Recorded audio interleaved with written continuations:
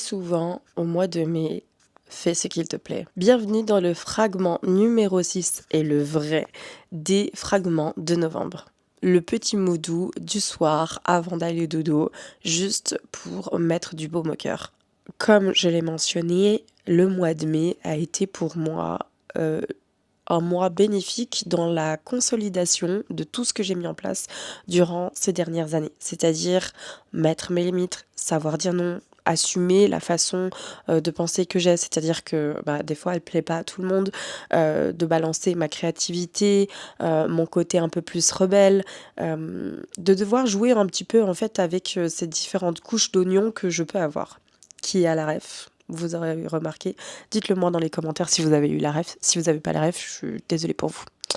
Bref, j'ai voulu simplement vraiment consolider tout ça et être sûre que mes choix étaient les meilleurs, et surtout parce que la réalisation que j'ai fait durant le début de cette année 2025 est arrivée à son apogée, dans le sens où vraiment j'avais les yeux grands ouverts sur ce monde, et il y a beaucoup de choses qui m'ont interpellée, beaucoup de choses sur lesquelles j'avais envie de parler, beaucoup de choses sur lesquelles j'avais envie de débattre, et surtout beaucoup de choses sur lesquelles j'avais envie en fait de dénoncer. Mon conseil numéro 6 pour cette journée, ce serait simplement de vous aider à avoir une phrase, quelque chose qui vous impacte, avec ce que vous essayez de consolider en ce moment. Et je pense que c'est le meilleur moyen pour que vous puissiez y arriver. Je m'explique, c'est-à-dire que vous avez besoin, réellement besoin, de consolider certaines bases que vous êtes en train de construire. C'est-à-dire par exemple la confiance en soi,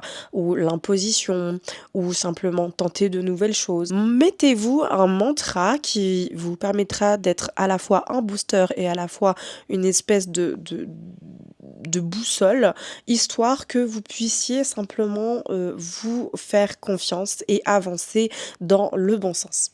J'espère sincèrement que cet épisode numéro 6 vous aura plu. En tout cas, moi, j'ai trouvé vraiment intéressant de pouvoir mettre en avant des fois qu'il y a des choses qui se passent pas tellement, il n'y a pas tellement de rebondissements, mais en tout cas de consolider et de suivre le mouvement qu'on essaie de se donner, parce que c'est pas toujours facile. En tout cas, mes petits pépitos, on se retrouve demain pour le conseil numéro 7. D'ici là, prenez soin de vous et je vous fais de gros bisous.